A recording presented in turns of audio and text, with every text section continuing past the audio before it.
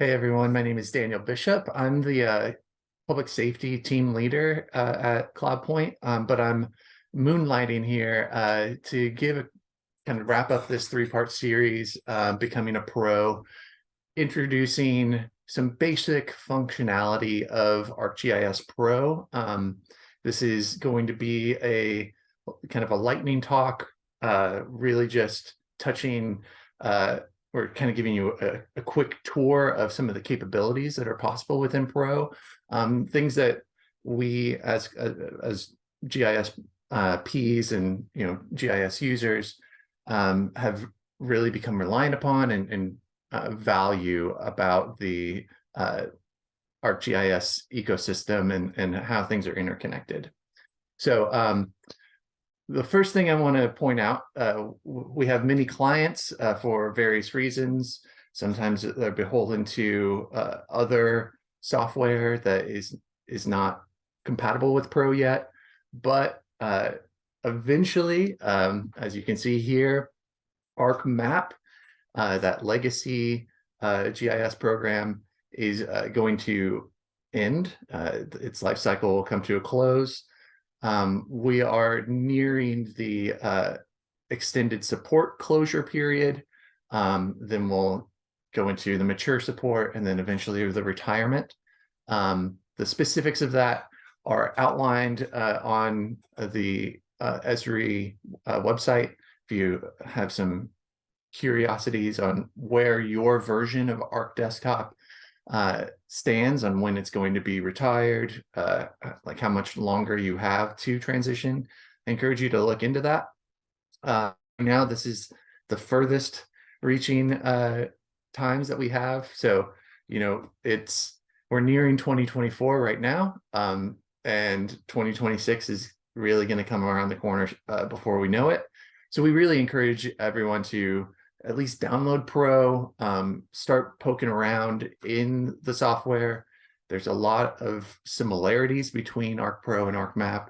And that's kind of the hope that we can, of this webinar, is to kind of give you an introduction to ArcPro, show you where some of these functionalities lie, and to give you a tour to hopefully kind of ease some of those nervous transition feelings you may have. So what are we going to be talking about today? Today is primarily talking about consuming data and publishing data. So consuming and sharing. And we're really going to focus on, with the consuming part, the ArcGIS Living Atlas resources, as well as the ArcGIS Online resource. These are related, but slightly different. We'll talk about the distinctions between the two. And then later, we'll talk about publishing data specifically from ArcPro into the AGOL or ArcGIS Online platform. We're going to focus our, being the topic that we're discussing today is ArcPro. We're going to focus on the workflow of publishing data from ArcPro to ArcGIS Online. There are ways to, upload shapefiles directly, like from a zipped folder, into ArcGIS Online, but that's a very simple workflow that you can find online. But today we're going to focus on using Pro to publish. All right, so what is Living Atlas? Living Atlas is a part of the ArcGIS ecosystem, like I was referring to earlier. It's a dynamic, authoritative collection of GIS data from around the globe that Esri kind of sets aside as its own little kind of sandbox, or not really even a sandbox, but a different organizational tool. This is slightly different from ArcGIS Online, but they're related. Living Atlas is content, and it's a subset of ArcGIS Online content. So it's more driven by it's things that are in ArcGIS Online aren't necessarily in Living Atlas. Things that are in Living Atlas are on ArcGIS Online, if that makes sense. Living Atlas itself is, I don't want to put this, it's ever evolving, and it's content from Esri and some of its partners that it trusts, of like federal resources or resources from governments or different authoritative agencies around the world. All right. And then publishing. So this is the second part of the talk, and we'll dive into a live demo at the end of this. So hang with me. So publishing options from ArcGIS for ArcGIS Online. Like I said earlier, you can just upload simple shape files to Arc Online or ArcGIS Online, or you can publish a layer from Arc Pro to ArcGIS Online. Either of those processes provide you with a feature service, which is essentially just a way of us sharing data from a local environment and making it more available across platforms, and allowing a more collaborative cloud-based component for our data. And we'll talk about that in a bit. So let's talk about our live demo. I'm going to switch out of my presentation and hop into an Arc Pro project that I've already started. So over here, this is where we're going to start our tour, is in the Arc catalog pane. If you're not familiar with how to get to this Arc catalog pane here, just simply click on View, and you'll have this option here between an Arc pane, or a catalog pane, and a catalog view.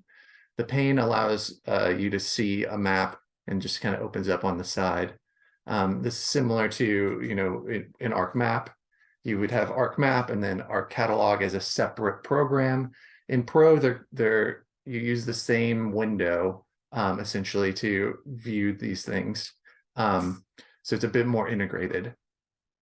So in your catalog, what you're most likely used to seeing in this is a project organizational folder structure, where you have your folders, and then you have your database organizations here, things that you can connect to locally on your computer.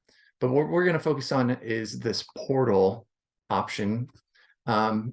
Once your organization is using ArcGIS Online and you have a sign-in, essentially, you'll be able to organize, here we go, which active portal you're going to be signed into. So you can see here that I'm logged into my CloudPoint ArcGIS Online account. And with that, whenever I click on portal, I'm able to see content that I have in my ArcGIS Online how do I put this? My ArcGIS Online profile. There we go. But we're going to zoom over to the far right here, these icons over on the side. The furthest right icon is your Living Atlas organization. You can see that we have two icons between Living Atlas and then the ArcGIS Online content organization, which is a bit separate. Like I said earlier, the Living Atlas organization is Esri published, it's Esri organized, and this is comprehensive, or it's authoritative data from around the world. Just as an exercise, my spouse is in the medical industry, so I'm just going to type in hospitals and see what data comes up here in the search bar. We have a lot of resources that are available right away in the Living Atlas. Let's just add the hospitals registered with Medicare layer. And you can see it populating throughout the continental US, or throughout the United States, including in Alaska and Hawaii. All this data is organized and symbolized according to the symbology that Esri has given it. But you can pull this data into your own web products, mapping products, into Arc Pro, like I've done here, or you can build other Arc Map and Arc apps, sorry, web maps and web apps from this data set as well.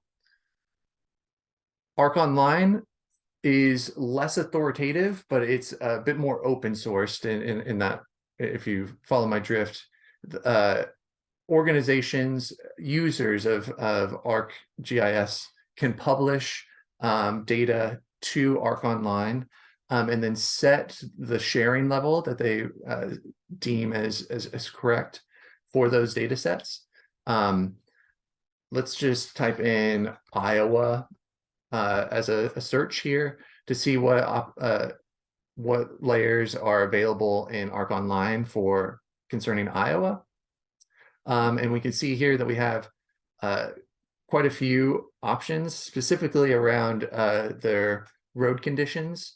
Let's just check out the Iowa road conditions for now, the holiday weekend. Thankfully, it looks like Iowa has all seasonal road conditions, as you would expect. Doesn't look like we have any snowfall or impassable routes at the moment. But all of this data is open and ready for you to search. This is accessible for ArcGIS users of any level. And it's just a resource that you can search for data and pull it into your project, very, very easily. You can then take that data and, manipulate it, export it as a local file if you'd like, and then republish for your own purposes if necessary, if you have some customizations that you'd like to use.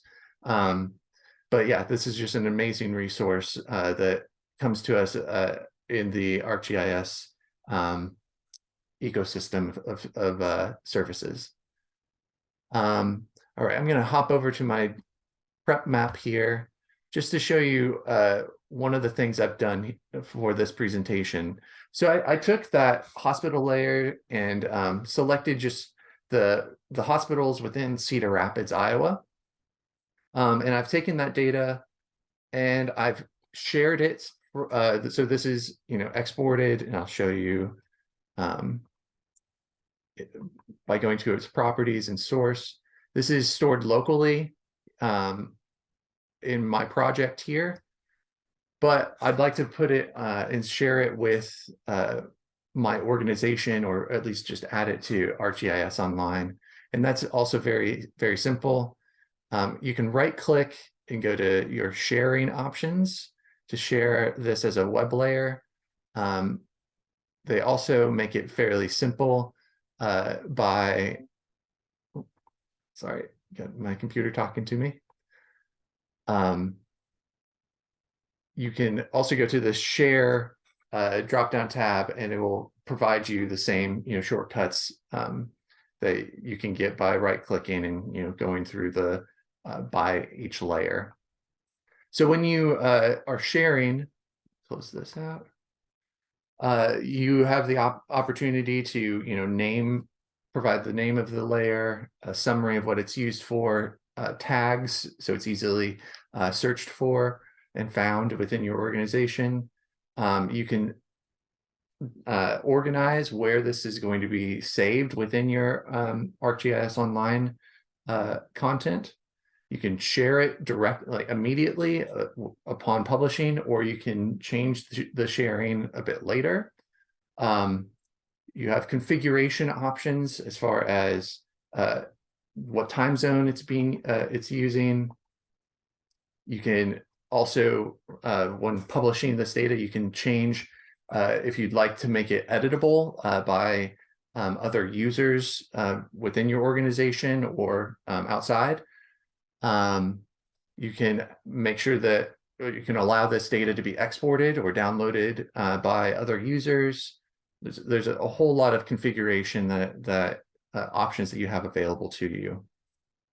You can see the work, my content organization structure. So I've gone ahead and you can analyze this before publishing just to make sure that you've corrected any errors or warnings, and then you can publish.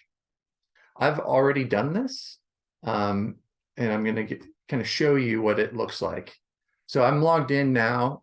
Instead of being in Arc Pro, now I'm looking at the same data that I had published from Arc Pro to ArcGIS Online in the ArcGIS Online browsing or web browser. Whenever you publish a feature to ArcGIS Online from Arc Pro, it will come with this service definition. This file contains all the information that is needed for this feature layer. So if you need this feature to be available offline, then you can download this feature, the service definition, to allow this feature to work when your computer or other maybe your server itself is not connected or air gapped to the internet. You still have the capability of using these feature surfaces or feature layers. And then we have this feature layer hosted icon here. The hosted means that this feature layer is hosted by Esri, or it's hosted within ArcGIS Online. If your organization has Portal or has an Arc Enterprise, then you have the capability of saving this feature layer on your own server, and it would be its own feature layer, non-hosted, essentially. There are advantages and disadvantages between, that you can discuss, and our professionals at CloudPoint would be happy to talk with you about those options and what would work best for your organization. But for this demonstration, the hosted option is, this is really easy, it's fast, and it's in the cloud, so it's constantly available to you and other users if you have your sharing permissions correctly or set up correctly. You can see here that right now the sharing level of this data is just to the owner. It's just me. I have not shared this publicly or with my organization. But if I click in here, we'll just look at this feature service in a bit more detail. By publishing this feature service to ArcGIS Online, we now have, we can view this in a variety of different ways. We can export this data because I own it. But the real useful thing here is that we now have a URL or a REST endpoint associated with this feature service that we can use to share this data or consume this data with different entities, outside agencies, if the sharing permissions set up, or internally within your intranet.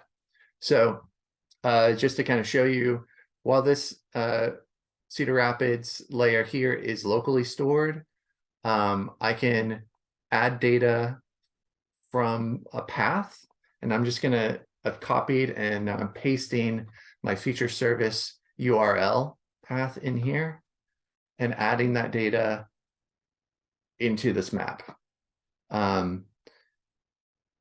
Another way of doing this is going to my portal, and now I'm looking at my content and I'm seeing the same feature service layer, and you can see the path is the same as well. So I could add it because I've published this data myself. It's saved within my content. And here we go, just to kind of give you a quick look